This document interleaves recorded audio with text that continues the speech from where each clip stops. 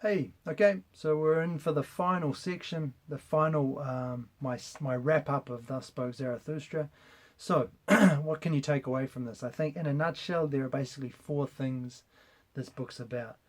The first is the doctrine of eternal recurrence. That's got to be central here. Um, the idea that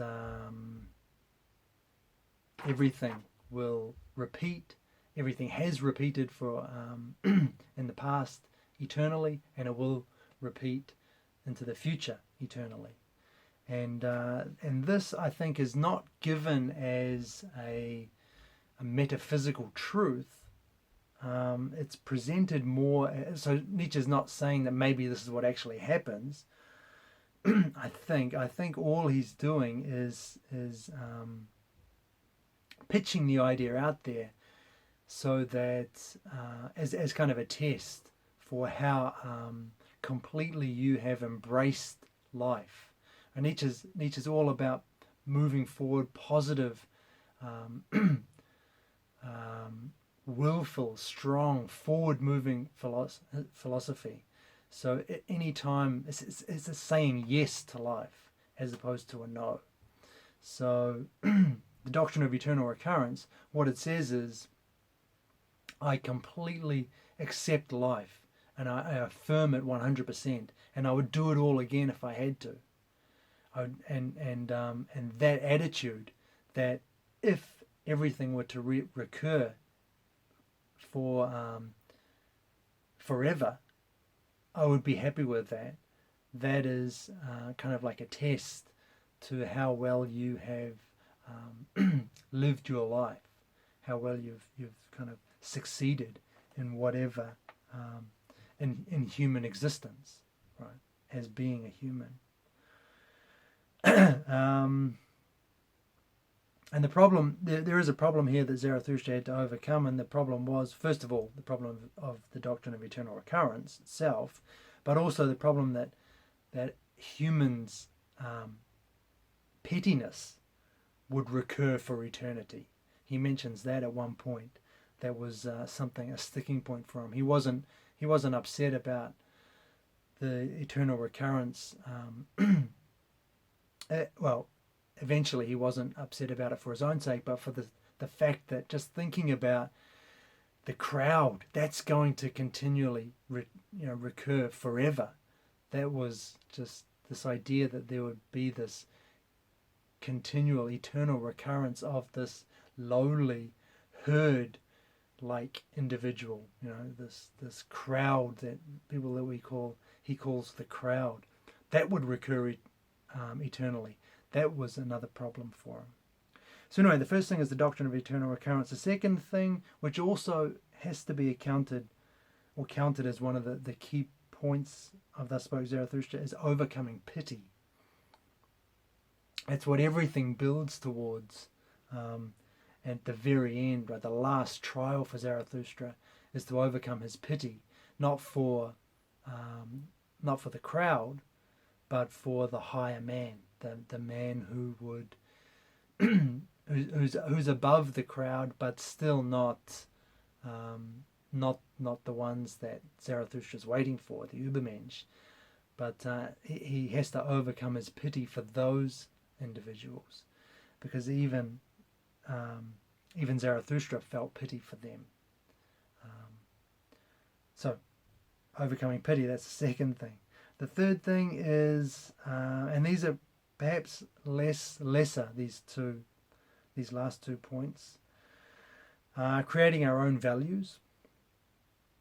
I think that you have to mention that as one of the key themes here. It just underlies everything. And the fact that creating our own values requires the destruction of prior values. And this is the child, right? So from the camel to the lion to the child. So we're in the phase of the child where we're creating our own values. And what's tied in with this is the idea that good and evil are relative.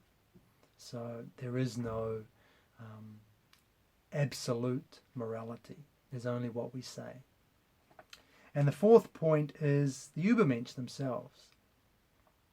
you have to talk about them if you're going to talk about thus spoke Zarathustra, this noble, powerful, strong character who will emerge at some point in the future, who will emerge as our descendants.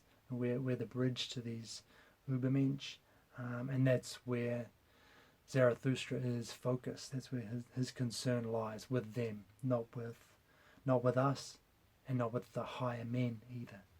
So those four things I think are the key points, the key themes in Thus Spoke Zarathustra: eternal recurrence, overcoming pity, creating our own values, and ubermensch. I also have a few more concepts which I think deserve special mention. One is atheism. That just crops up again and again, right? God's dead. Nietzsche's constantly talking about how he's anti-religion and anti-priests, and he values the earth as opposed to some kind of heaven or otherworldly existence. So that's one.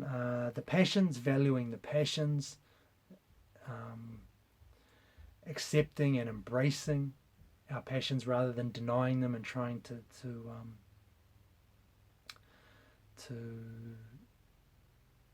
lock them away, trying to deny them, embracing them. He values strength and hardness as a way to better oneself, to improve oneself, and the will to power. That's another important concept, right? This idea that it's not a will to life that drives us. It's not a will to preservation. It's a will to power, and that's the driving force at least in not just in human life, but in all life. I think Nietzsche identifies this will to power as the driving force. Perhaps in the universe, that's what's underlying everything. Everything has this urge to grow, to expand, to take over, to increase and improve its position, its lot, and that will to power lies under is at bottom the motivation for all. Certainly all life. He's against a couple of things as well. He's against the spirit of gravity, so anything too serious. He's for joy, lightheartedness, carefreeness, levity, gaiety. These are all features that these are all elements that recur in Thus Spoke Zarathustra. He's also against academics. He lumps in philosophers here and even reason too. He takes a couple of swings at reason. So he's anti that kind of establishment and that tradition that philosophy inherited pretty much from Socrates. He's anti-state. We saw that. He's for an anti-democracy. He's for the rule of the strong, for the rule of... he's elitist, no doubt about that. And he would rather see the most capable, the most...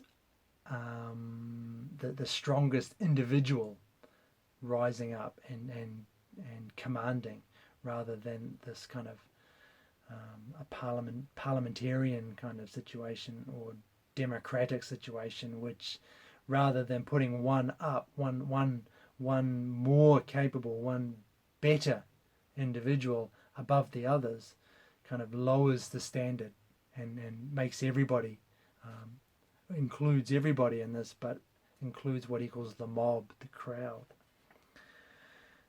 Which he disliked as well, right? The mob. He despised the herd, the rabble, the superfluous, the all too many.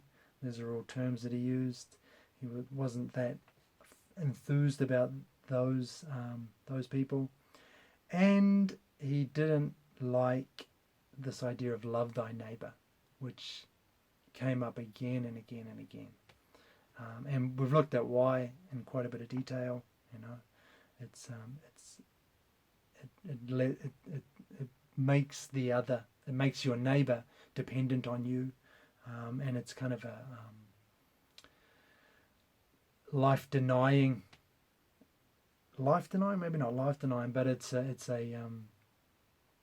disempowering way to think about things. So he's for individuals striving for themselves, striving to be the best that they can be, and